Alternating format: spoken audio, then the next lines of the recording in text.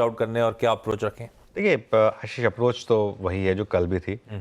Basic approach ये रहेगी कि दोनों तरफ की ट्रेड्स के लिए तैयार हैं। कुछ टाइम तक इस मार्केट में आप इंट्राडे ट्रेड्स लें, पोजिशनली शॉर्ट रहें।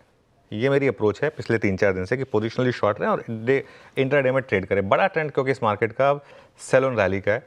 अच्छा, आज फ्राइडे है तो फ्राइडे में थोड़ी शॉर्ट कवरिंग पॉसिबल है। वो क्यों?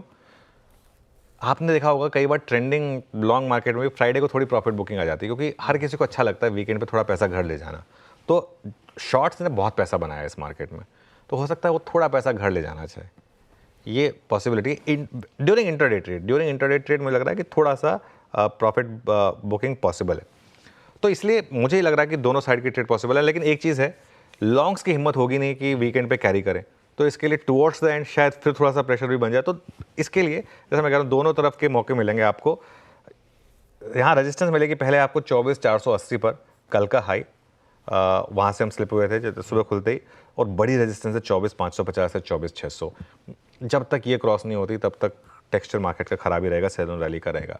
तो पहली ट्रेड क्या है? पहली ट्रेड सेल ट्रेड है 24,450 से 24,500 के जोन में। जहाँ भी आपको फेलियर होता हुआ दिखे वहाँ पे बेचें और एक स्टॉप लॉस लगा दें 24,600 का। भी हो सकता है 24,500 पे 24,520-30 हो जाए, लेकिन वो आप स्क्रीन पर देखें कि फेलियर हो रहा है या नहीं हो रहा है। रैली का फेलियर जहाँ हो वहाँ शॉर्ट है, और एक 24,600 के दिन हाई, डे हाई से 50 पॉइंट ऊपर का एक स्टॉप लगा लें, जो भी वो लेवल्स हों।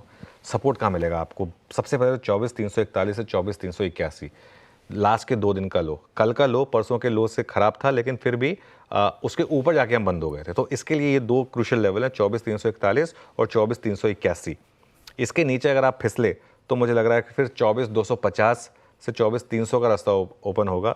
और 24,350 अगर प्रोटेक्ट हो रहा हो और अगर मार्केट उसके ऊपर टिकने को तैयार हो, जैसे कल मार्केट टिक गया था उस 24,350 के ऊपर, तब एक लॉन्ग ट्रेड भी बनेगी वहाँ पर, और एक स्टॉप लॉस होगा उसमें 24,300 का।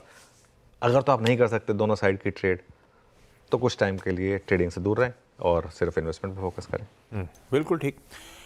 ये है निफ्टी 50 का आज फ्राइडे का अप्रोच। निफ्टी बैंक बार बार चर्चा होती रही इस पूरे हफ्ते कई बार कि एक शेड बेहतर है, एक पायदान बेहतर है। कल दिन भर यही वो पॉकेट थी जो आउट परफॉर्म कर भी रही थी। वो बुलिश मोमेंटम कंटिन्यू होता हुआ नजर आया और ये पहुंची अपने वो रेजिस्टेंस बैंड पे। पहला रेजिस्टेंस जो आपने कल मेंशन करा था, वहां पे निफ्टी बैंक सिमटता हुआ नजर आया। आज एक्सिस है, आज इंडसइंड बैंक है, अलग अलग वेरिएबल्स होंगे एट प्ले। क्या अप्रोच रखें निफ्टी बैंक को लेकर? देखिए, बैंक निफ्टी पर आज वो 2 चीज़ें हैं। एक तो इंडसइंड बैंक की वजह से मूड ख़राब होगा, सबसे क्लियर चीज़ है। लेकिन दूसरी तरफ एक्सिस बैंक का चार्ट रख दीजिए आप ज़रा, और एक्सिस बैंक में एक 10-15 दिन का एक चार्ट ले आइए।